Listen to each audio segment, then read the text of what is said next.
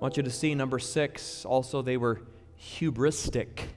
That is from the word hubris, which means pride. And you're like, Pastor Mike, well, why didn't you just use the word pride? Because it didn't start with the letter H, duh. No, that's not the only reason. The word hubris is a stronger word for pride. The word hubris is excessive pride, but also in the word hubris, there's also the idea that it's going to end up in your demise. A type of pride, an excessive pride that will end you in a fall. And it says in verse 11, they sweep by like the wind and pass through. They are guilty. Their strength is their God. And here we see that excessive pride, that they had made a God out of their strength. We're going to next week see more about that in the next text of Scripture. But I like how it says that their strength was their God. But I love the little phrase just thrown in here almost as a side note. It says they are guilty. Their strength is their God, but that is going to end up being their undoing. There's a translation of the Scripture called The Message. I don't read it a lot, but once in a while it just sort of shines a little light on a text. And let me read this text for you from The Message. The Babylonians, fierce and ferocious, world-conquering Babylon, grabbing up nations left and right.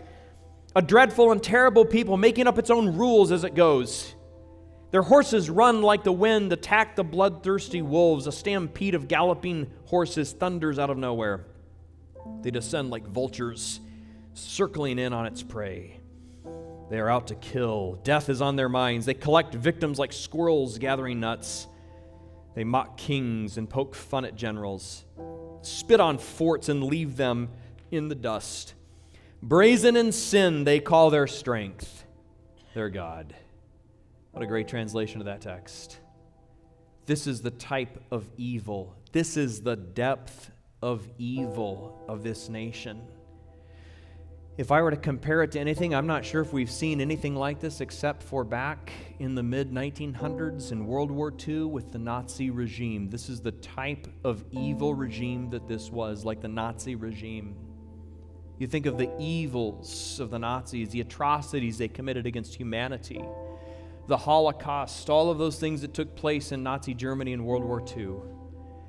Yet again, I just want to remind you of what this text says back in verse 6. Who is it that raised up the Babylonians? Look, Habakkuk, this is going to astound you. I have raised them up. I have given them success. Please understand and know this truth, and it's a hard one to grasp, really hard one to grasp intellectually. God raises up who He wills. God raises up nations of the world. There's no nation of the world that ever steps outside of the bounds of God's will. God uses people and nations as He sees fit for His purposes. I've often said it like this: whoever sits in the White House, God voted for them. You're like, you got to be kidding me. Nope. In a manner, so to speak. God puts in power who He wants in power for His purposes. And this is what was going to shake Habakkuk to his bones. I have raised up the Chaldeans, and I'm about to use them in the life of your nation to purge the evil from among you. There's a text back in the book of Jeremiah. I'm going to read it here. You don't have to turn there. Jeremiah chapter 5 describes the attack of the Babylonians upon the nation of Israel. And it says, they will consume your harvest and your food. They will consume your sons and your daughters. They will consume your flocks and your herds. They will consume your vines and your fig trees. With the sword they will destroy your fortified cities in which you trust. Verse 18 is an amazing verse here in Jeremiah chapter 5 because it shows purpose and intent, and it shows the goodness of God. It says in verse 18, but even in those days, this is the Lord's declaration, I will not finish you off.